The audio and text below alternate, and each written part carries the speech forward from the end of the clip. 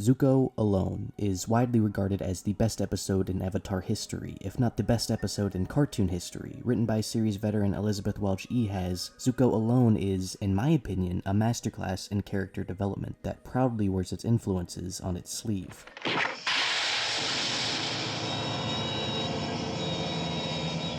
Hey, it's Vegas, and I don't have many favorite TV shows from when I was a kid, but Avatar: The Last Airbender is definitely one of them, and my favorite episode of the series, you guessed it, The Great Divide. Just kidding. Though I actually really like that episode, even though it's regarded as one of the worst in the series. Zuko Alone follows Prince Zuko wandering the desert on ostrich horseback, after breaking apart from his uncle, deciding that he'd be better off finishing his journey on his own, wandering into an earthbending village, stumbling across a young boy and his family. You throwing eggs at us, stranger? No. Thanks for not ratting me out. Solo episodes are usually hit or miss. Do it wrong and you leave the audience bored, wondering why the detour was important and wanting to get back to the story at hand. But do it right and you can provide meaningful information about a character, how they got to this point, and hopefully end the episode with the audience having a new favorite character. Zuko Alone is the perfect representation of the latter. It's the first attempt the show took in redeeming its villain, while subtly introducing the next one.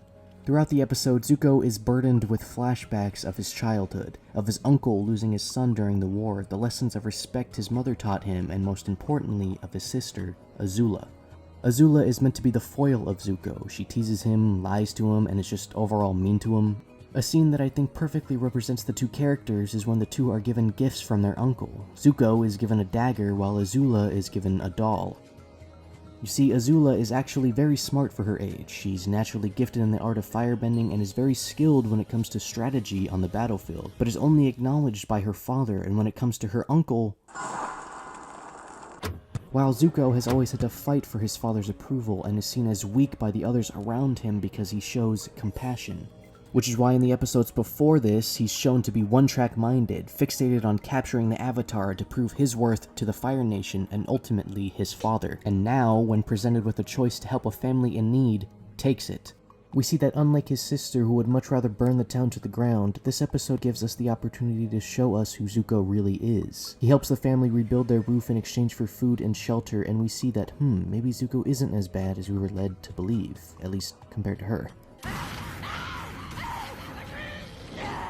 This idea is further reinforced in the scene after this, where Zuko teaches the boy how to stand up for himself. Zuko gives him the dagger from his childhood and tells the boy to never stop fighting, a value he had to learn how to do as a child. The next day, while on his journey onward, the mother catches up to Zuko, telling him that her son was captured by the earthbending thugs from earlier while sticking up for himself. So Zuko races back to the village in order to save him.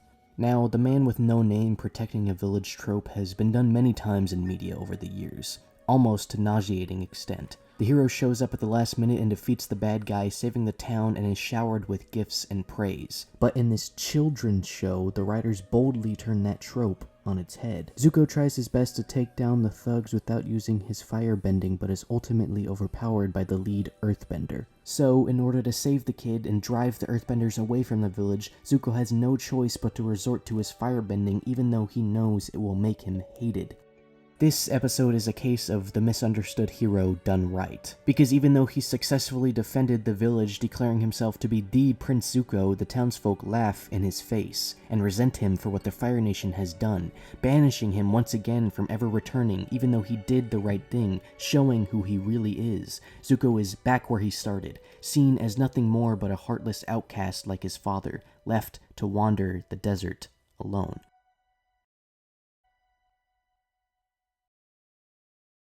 Hey, it's Vegas, and at the time of recording this video, we just hit 200 subscribers.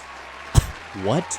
It's crazy to think that over a month ago, I had just hit 100 subscribers, and I couldn't even fathom that, let alone 200 people. Like, I can't even fit 200 people in my fucking house. So, from the bottom of my heart, thank you. I've always wanted to be a YouTuber ever since I was a lad, so it's crazy to think that in a year or two from now, I could do that, maybe. I'm still struggling on the type of content that I want to make for this channel. I still want to do the video game stuff, the Scott the Woz has sex with dead meat and is also smoking blunts with Nakey Jakey type shit. that's gonna stay. But I don't know if I want to do the kind of video essay stuff anymore. I just think it's kind of weird with like the style that I'm going for. But I don't know.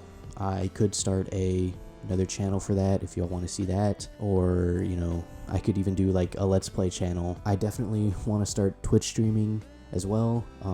I have all the equipment for that. The only thing I need is a good Wi-Fi connection. So I do this for you. So you know, whatever you want to see, I'll do. But yeah, I think what I'm trying to say here with all of this is thank you again so much. It means a lot to me that I get to do this. Again, thanks for all this love and support that you've been showing me on my most recent video. If you can't tell, I'm really not good unscripted in front of the camera.